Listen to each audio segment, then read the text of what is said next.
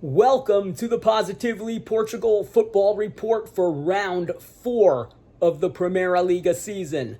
My name is Howie, and as we have been doing for these football videos, before we get into the Primeira Liga, we want to offer our congratulations to Braga for officially advancing to the group stage of the Europa League. And we want to offer our congratulations to Vitória for officially qualifying for the group stage of the Conference League. Now, I've been very critical of the qualifying process. I don't know how many teams were involved. Obviously, too many because it just ended a few days ago. Nobody quite understood the format. It does not get reported on. But now at the end of the day, there are 5 Portuguese teams in European competitions this year, and that can only be seen as a win for Portuguese football. Hopefully the group stage and the knockout stages are easier to cover. I don't know. And Lord only knows about this new format of the Champions League. I don't know how teams were drawn into their groups for that. That still makes no sense to me. I'm pretty sure I'm not alone in this. The only question that I have left now when it comes to the Europa and Conference Leagues, how did Braga get into the Europa League when they finished in 4th place last season? They were supposed to be in the Conference League. And how did Vitória get into the Conference League when they finished in 5th place and they were not supposed to be involved in any European competition?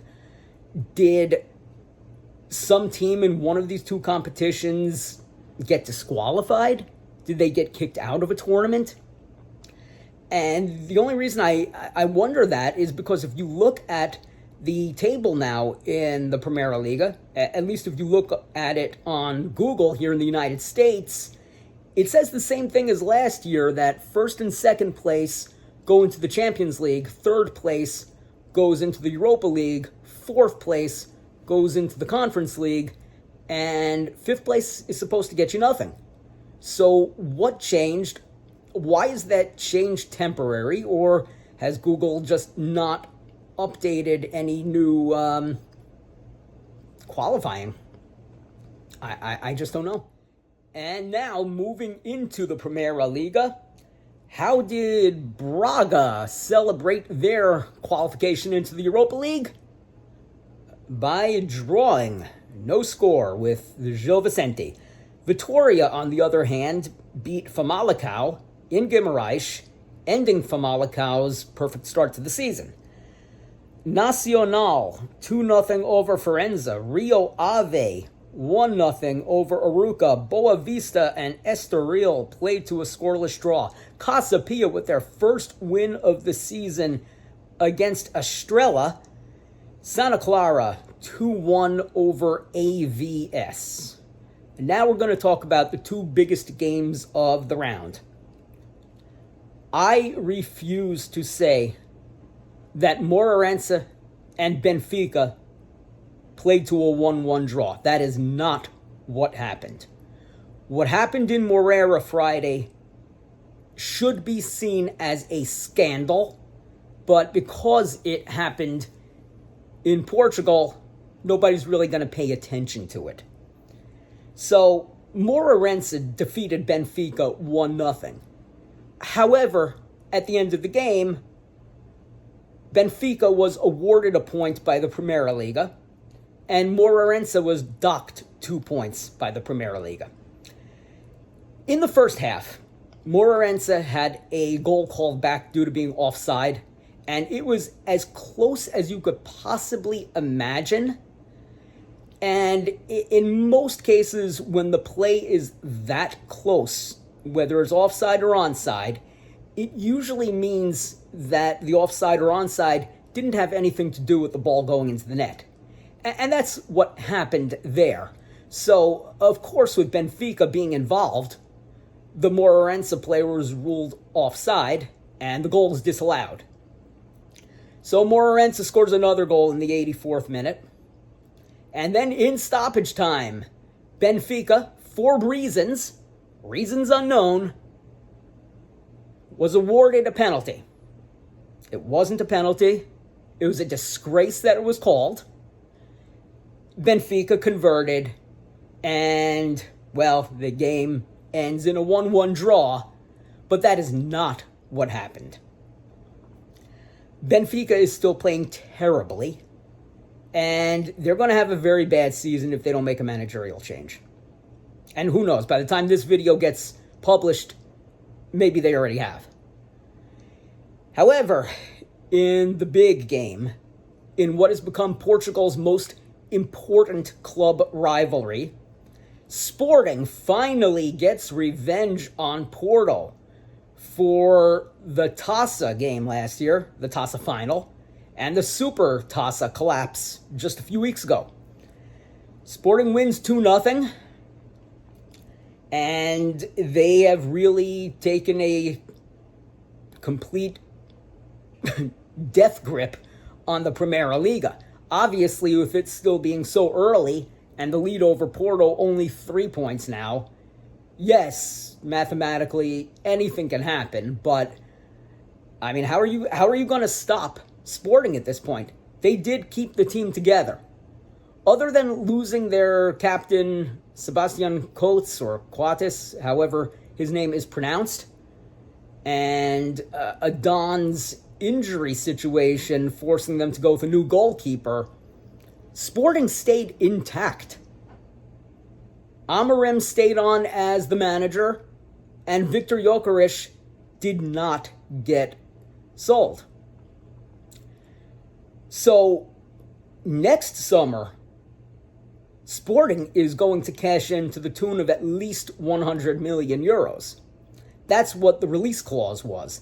I don't know if the release clause is going to be valid next summer, but with the way Gyökeres is continuing to play, and he's on pace now to have even better numbers this season than last season, and he was phenomenal last season, just got to stay healthy, as with everybody. If the release clause is not in place for next summer, then Sporting is going to make more than 100 million euros.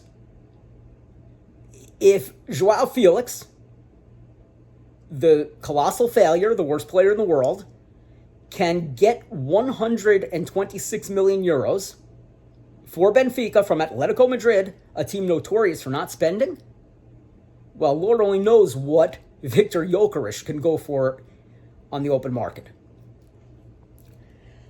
It's going to be very, very, very difficult to stop Sporting this season. And it's really an interesting thing. It's an amazing thing that the collapse that they suffered through in the Supertaça, instead of setting the tone for the season, it really served as the biggest wake-up call you could imagine. And watching this team play every week has just been a joy. It's been a pleasure. They play so well. And the chemistry is there, and the games are exciting. It's fun to watch. And not only is it fun to watch, they're not allowing goals for the most part either.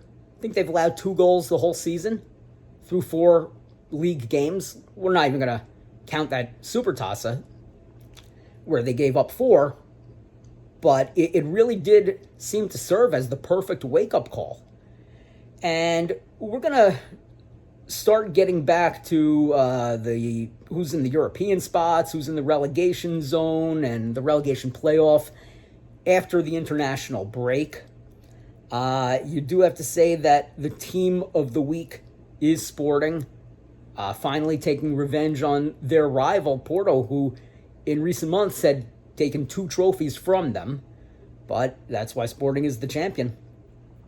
And the biggest loser, this week's biggest loser, go to a few teams. You could say Estrella, who lost to Casa Pia, who was playing horrifically.